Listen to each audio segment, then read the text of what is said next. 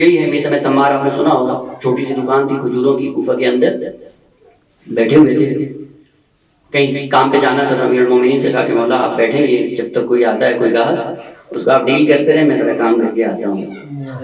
کوئی گاہک آیا اور اس نے کچھ پیسے دیے، کھجور لی، مول کا پیسے رکھ دو، کھجور اٹھا لو، کھجور اٹھائی اور چلا گیا۔ میسم آیا، واپس جا، کہا مولا کوئی آیا؟ جی آیا تھا۔ کون آیا تھا؟ کھجوریں لینے آیا تھا۔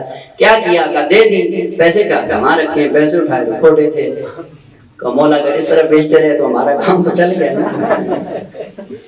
کیا ہوا ہے میسم؟ کہا مولا یہ تو کھوٹے ہیں۔ کہا رکو پھر آتا ہوگا۔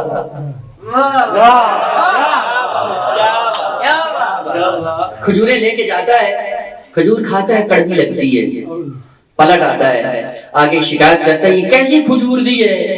پلٹ کر مولا نے کہا یہ کیسا پیسہ دیا ہے؟ تھوڑا سا غور طلب بات ہے، وہ علی جو کھوٹے سکے پہ میٹھی کھجور نہیں دیتا وہ بد عملی پہ بیچ دے گا؟ اگر داستان کو اس زاویے میں انسان جا کر دیکھے، کھوٹے سکے پہ میٹھی کھجور نہیں ملتی تو نعرے پہ بحث مل جائے گی، جھوٹی محبت سے بحث مل جائے گی، بد عملی سے بحث مل جائے گی؟ قطعاً نہیں ہے عزیزان، وہ دین قانون کا نام ہے اور اس قانون کے سائے میں زندگی بسر کریں، اپنی زندگیوں کو میٹھا بنائیں، موت کو شیرین بنائیں، اور اس موت کی لذت کی انتہا یہ ہے کہ جیسی موت آئے گی آپ کا امیر المومنین سے دیدار ہوگا۔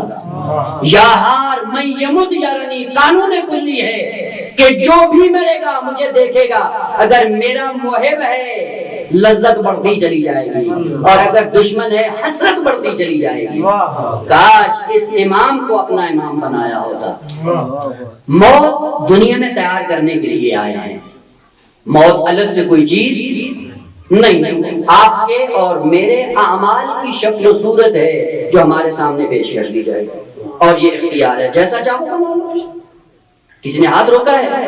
موت کا جام ہے، سرمایہ خدا کا ہے، زندگی اس نے دی ہے، راستہ اس نے بتا دیا ہے، مارکیٹ بھی بتا دی ہے، ایک اصلی مارکیٹ ہے اور اس کے مقابلے میں ایک ڈپلیکیٹ ہے، دونوں کے پاس آپ کا اختیار ہے، اس میں بھی جا سکتے ہو، اس سے بھی جا کے دین لے سکتے ہو، جہاں سے لوگے جیسے جام بنے گا ویسے پیو، اور پینے کے بعد یاد رکھو پینے والا باقی رہے گا، جس کو پیا جائے گا وہ ختم ہو جائے گا، ہمیشہ باقی رہنے والے ہمیشہ اپنی صحت کا خیال رکھتے ہیں کہ ایسی چیز اپنے وجود میں نہ ڈال دیں جو کل کے لیے مصیبت کا باعث بن جائے۔